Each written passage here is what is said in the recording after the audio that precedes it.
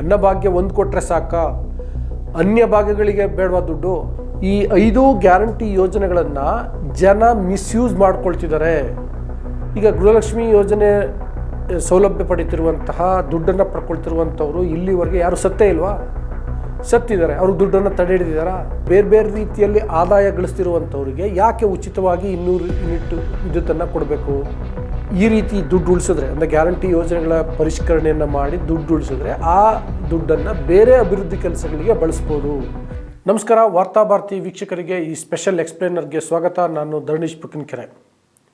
ಸಿದ್ದರಾಮಯ್ಯ ಮಂಡಿಸ್ತಿರುವಂತಹ 17ನೇ ಬಜೆಟ್ನಲ್ಲಿ ರಾಜ್ಯ ಸರ್ಕಾರದ ಮಹತ್ವಾಕಾಂಕ್ಷಿ ಯೋಜನೆಗಳಾದಂತಹ ಗ್ಯಾರಂಟಿಗಳ ಪರಿಷ್ಕರಣೆ ಆಗುತ್ತಾ ಎನ್ನುವಂತಹ ಚರ್ಚೆಗಳು ಈಗ ನಡೀತಿದ್ದಾವೆ.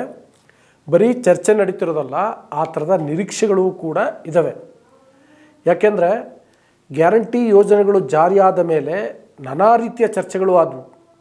ಗ್ಯಾರಂಟಿಗಳಿಂದಾಗಿ ಪ್ರಗತಿಗೆ ಅಡ್ಡಿ ಆಗ್ತಾ ಇದೆ, ಅಭಿವೃದ್ಧಿ ಕೆಲಸಗಳಿಗೆ ದುಡ್ಡಿಲ್ಲ, ಗ್ಯಾರಂಟಿ ಆಚೆಗೆ ಏನು ಕೆಲಸಗಳು ಆಗ್ತಿಲ್ಲ ಅನ್ನೋ ರೀತಿಯಲ್ಲಿ ಚರ್ಚೆಗಳು ನಡೀತಾ ಇದ್ವು.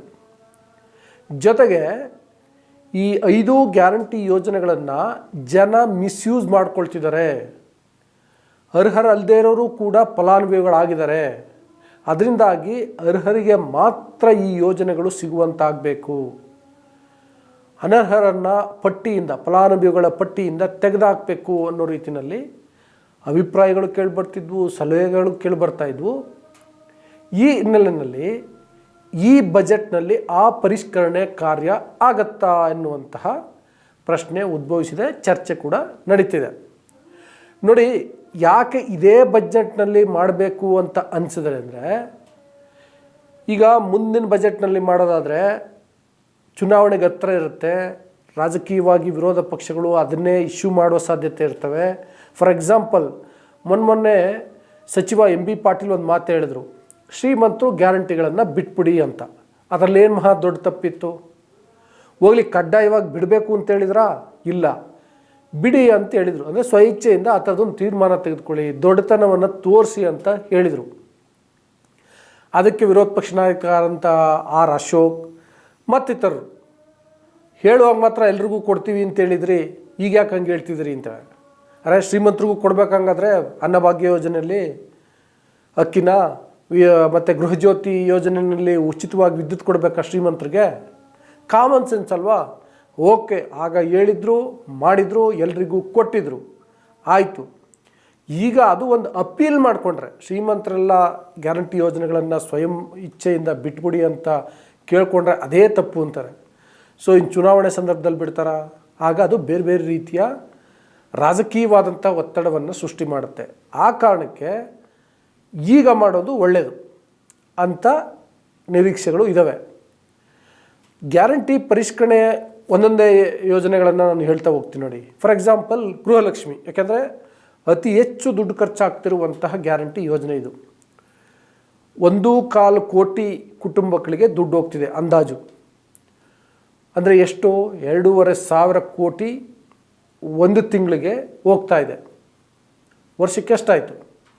30,000 ಕೋಟಿಯಷ್ಟು ದುಡ್ಡು ಕೇವಲ ಗೃಹಲಕ್ಷ್ಮಿ ಯೋಜನೆಗೆ ಹೋಗ್ತಿದೆ ಅನ್ನುವಂಥದ್ದು ಸರ್ಕಾರದ ಅಂದಾಜು. ಇದ್ರ ಪರಿಷ್ಕರಣೆ ಆಗಬೇಕೋ ಬೇಡವೋ?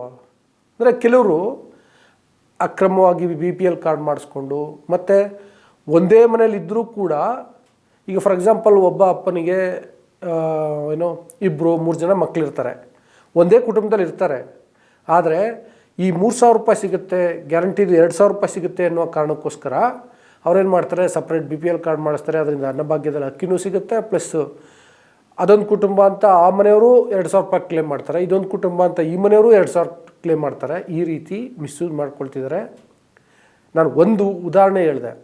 ಸೆಕೆಂಡ್, ಈಗ ಗೃಹಲಕ್ಷ್ಮಿ ಯೋಜನೆ ಸೌಲಭ್ಯ ಪಡೀತಿರುವಂತಹ ದುಡ್ಡನ್ನು ಪಡ್ಕೊಳ್ತಿರುವಂಥವ್ರು ಇಲ್ಲಿವರೆಗೆ ಯಾರು ಸತ್ತೇ ಇಲ್ವಾ? ಸತ್ತಿದ್ದಾರೆ. ಅವರು ದುಡ್ಡನ್ನು ತಡೆ ಹಿಡಿದಿದ್ದಾರಾ? ವಾಪಸ್ ತೊಗೊಂಡಿದ್ದಾರಾ? ಇದೆಲ್ಲ ಆಗಬೇಕಾಗಿರುವಂಥ ಕೆಲಸ ಅಲ್ವಾ? ಒಂದ್ಸಗೆ ನಾನು ಆಗ ಅನ್ನಭಾಗ್ಯದ ಹೇಳಿದ್ನಲ್ಲ, ಆ ರೀತಿ ಅನ್ನಭಾಗ್ಯದರೂ ಕೂಡ ತೆರಿಗೆ ಕಟ್ತಿರುವಂಥವ್ರಿಗೆ, ಅಥವಾ ಪೋಷಕರು ಹಳ್ಳಿಲಿರ್ತಾರೆ, ಮಕ್ಕಳು ಸಿಟಿನಲ್ಲಿದ್ದು ಚೆನ್ನಾಗಿ ದುಡಿತಾ ಇರ್ತಾರೆ, ಇನ್ಕಮ್ ಟ್ಯಾಕ್ಸ್ ಕಟ್ತಿರ್ತಾರೆ, ಅವ್ರಿಗೆ ಯಾಕೆ ಅನ್ನಭಾಗ್ಯ ಯೋಜನೆಯಲ್ಲಿ ಅಕ್ಕಿ ಸಿಗಬೇಕು ಅಥವಾ ಇಂದಿರಾ ಕಿಟ್ನಲ್ಲಿ ಬೇರೆ ಸಾಮಗ್ರಿಗಳು ಸಿಗಬೇಕು. ಅದಲ್ಲದೆ ಹಳ್ಳಿಲಿ ಇದ್ಕೊಂಡ್ರೂ ಕೂಡ 100 ಎಕರೆ ಜಮೀನು ಇರುತ್ತೆ, ದೊಡ್ಡ ಮಟ್ಟದಲ್ಲಿ ದುಡಿತಾ ಇರ್ತಾರೆ, ಗೃಹ ಕೈಗಾರಿಕೆಗಳನ್ನ ಇಟ್ಕೊಂಡಿರ್ತಾರೆ, ಹೈನುಗಾರಿಕೆ ಮಾಡ್ತಿರ್ತಾರೆ, ಮೀನುಗಾರಿಕೆ ಮಾಡ್ತಿರ್ತಾರೆ, ಕುಕ್ಕಟೋದ್ಯಮ ಮಾಡ್ತಿರ್ತಾರೆ, ಬೇರೆ ರೀತಿಯ ವ್ಯಾಪಾರ ವಹಿವಾಟುಗಳನ್ನು ನಡೆಸ್ತಿರ್ತಾರೆ. ಅವ್ರಿಗೆ ಅದು ಗೃಹಲಕ್ಷ್ಮಿ ಇರಲಿ, ಅನ್ನಭಾಗ್ಯ ಇರಲಿ, ಗೃಹಜ್ಯೋತಿ ಇರಲಿ, ಆ ಸೌಲಭ್ಯ ಸಿಗಬೇಕಾ? ಸೊ ಅಂಥವ್ರಿಗೆ ಹೋಗುವಂಥದ್ದನ್ನು ತಡಿಬೇಕು. ಅದಕ್ಕೆ ಸರ್ಕಾರ ಏನಾದ್ರು ಮಾನದಂಡಗಳನ್ನ ಫಿಕ್ಸ್ ಮಾಡಬೇಕು.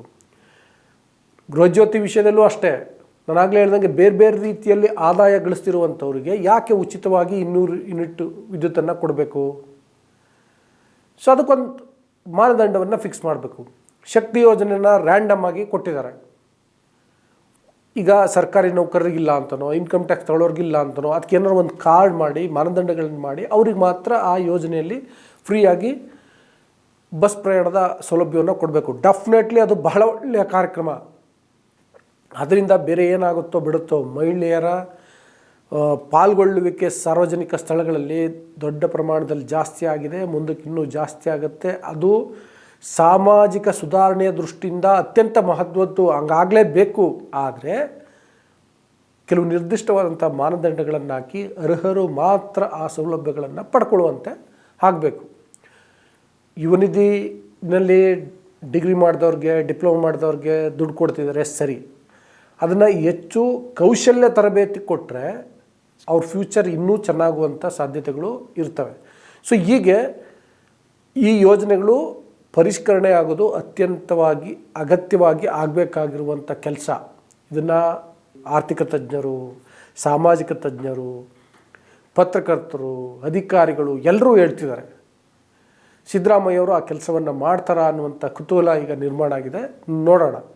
ಇದಲ್ಲದೆ ಬೇರೆ ಬೇರೆ ರೀತಿಯ ಚರ್ಚೆಗಳು ಆಗ್ತಾ ಇದ್ದಾವೆ. ಬಜೆಟ್ ಸಂದರ್ಭದಲ್ಲಿ ಈ ರೀತಿ ದುಡ್ಡು ಉಳಿಸಿದ್ರೆ, ಅಂದರೆ ಗ್ಯಾರಂಟಿ ಯೋಜನೆಗಳ ಪರಿಷ್ಕರಣೆಯನ್ನು ಮಾಡಿ ದುಡ್ಡು ಉಳಿಸಿದ್ರೆ ಆ ದುಡ್ಡನ್ನು ಬೇರೆ ಅಭಿವೃದ್ಧಿ ಕೆಲಸಗಳಿಗೆ ಬಳಸ್ಬೋದು. ಅನ್ನಭಾಗ್ಯ ಒಂದು ಕೊಟ್ಟರೆ ಸಾಕ, ಅನ್ಯ ಭಾಗಗಳಿಗೆ ಬೇಡವಾ ದುಡ್ಡು?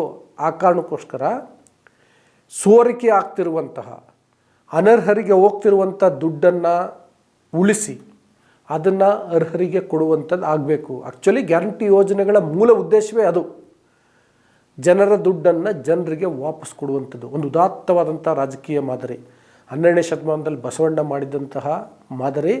ಅಫ್ಕೋರ್ಸ್ ಇವರನ್ನು ಅವ್ರಿಗೆ ಕಂಪೇರ್ ಮಾಡೋಕ್ಕಾಗಲ್ಲ. ಆದರೆ ಅಲ್ಲಿದೆಲ್ಲೋ ಒಂದು ಸಣ್ಣ ಇನ್ಫ್ಲೂಯೆನ್ಸ್ ಆಗಿದೆ, ಇವ್ರು ಮಾಡಿದ್ದಾರೆ, ದಟ್ಸ್ ಫೈನ್. ಅದು ಸರಿಯಾದವ್ರಿಗೆ, ಸೂಕ್ತರಾದವ್ರಿಗೆ ಸೂಕ್ತ ರೀತಿಯಲ್ಲಿ ಹೋಗಲಿ ಅನ್ನೋದಷ್ಟೇ ಕಾಳಜಿ. ಹಂಗಂತ ಹೇಳ್ತಾ ವಿಡಿಯೋವನ್ನು ಮುಗಿಸ್ತಾ ಇದ್ದೀನಿ. ನಿಮಗೆ ಮತ್ತೊಮ್ಮೆ ರಿಕ್ವೆಸ್ಟ್ ಮಾಡ್ತೀನಿ, ಈ ಥರದ ಉಪಯುಕ್ತ ವಿಡಿಯೋಗಳಿಗೋಸ್ಕರ ವಾರ್ತಾ ಭಾರತಿಯನ್ನು ಸಬ್ಸ್ಕ್ರೈಬ್ ಮಾಡಿ, ಲೈಕ್ ಮಾಡಿ, ಶೇರ್ ಮಾಡಿ, ಬೆಲ್ ಬಟನನ್ನು ಪ್ರೆಸ್ ಮಾಡಿ, ನಿಮ್ಮ ಅಭಿಪ್ರಾಯವನ್ನು ಕಮೆಂಟ್ ಬಾಕ್ಸಲ್ಲಿ ತಿಳಿಸಿ. Thank you.